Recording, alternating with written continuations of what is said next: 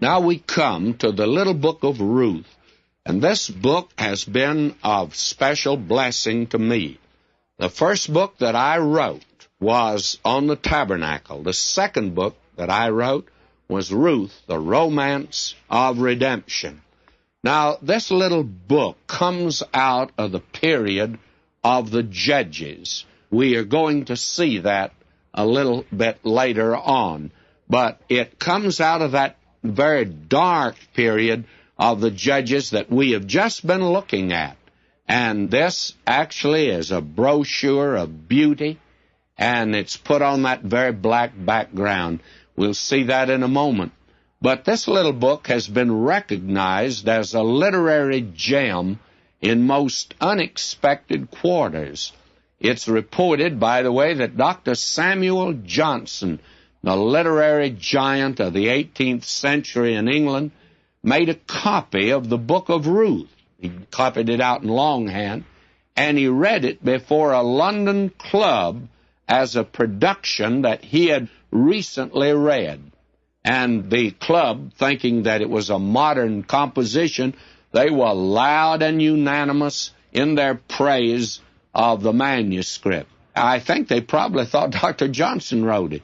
Then Dr. Johnson informed them that it was taken from a book which they all rejected, the Bible. Now, I do not know what the after effect was upon the group. I'm of the opinion that it could have caused some to turn to the Bible and find out maybe they had been missing something. But the beauty and excellence of this story cannot escape even the most casual reader. This little brochure of beauty records the love story of the maid from Moab.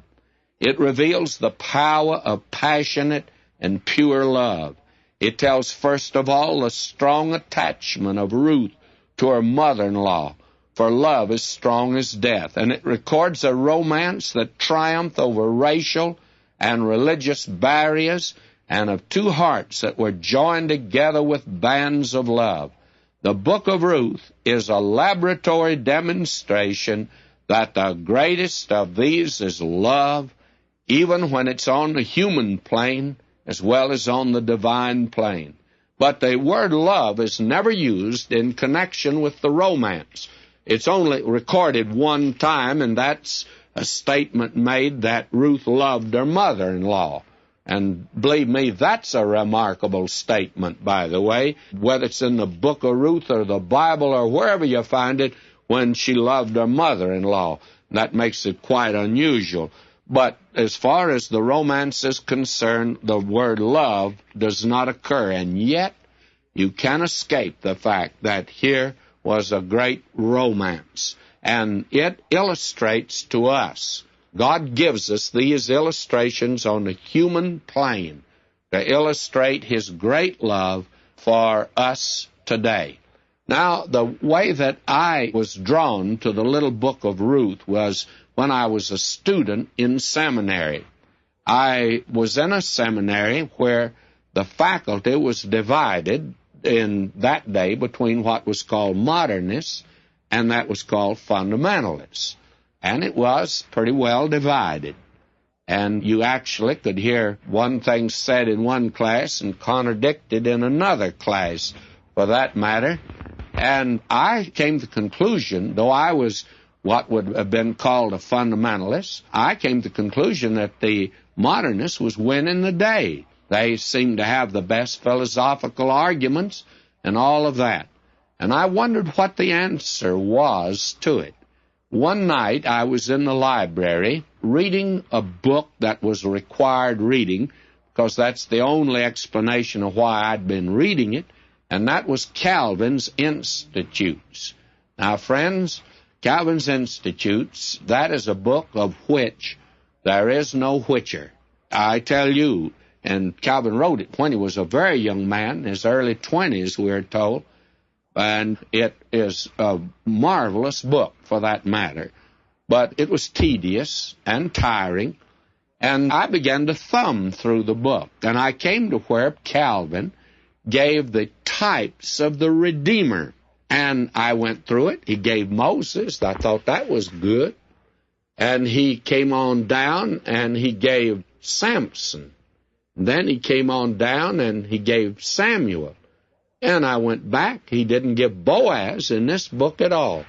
And then for the first time, I began to discover that actually, now what was taking place was that in the seminary, they were leaving out the love side of redemption. Now, salvation and redemption was presented as a cold business transaction. It was cash on the barrelhead, and Christ paid with his blood, and that was it. May I say to you that you could hear the clink of silver, you could have the feel of the greenbacks, you could have a sight of the checks. It was cold as a cashier turning down a loan, and it was indifferent as a salesman of Tiffany's showing a diamond, and it was frigid as a frozen locker. That's the way redemption was presented. And that was only part of it. Why didn't they use Boaz here? Well, you have here the love side of redemption. And friends, salvation is a love affair. We love him because he first loved us. That is the wonderful thing about it. And you will find out that other writers in the past, they emphasized just this one thing, and that was the fact that it was a business transaction. But actually, it's a love affair. We love him because he first loved us. And Paul could say he loved me, and he gave himself for me. And so we're going to see the love side of redemption. In the book of Exodus, we saw the emphasis upon the deliverance that God wrought. But here we begin to feel the pulsating heart of God as he brought these people out of captivity. That is something that actually has never been emphasized too much. You find way back in the Dark Ages, Anselm wrote a book called Cur Deus Homo, Why God Became Man. And it emphasizes the fact that he came for purposes of redemption, but no emphasis is put upon love.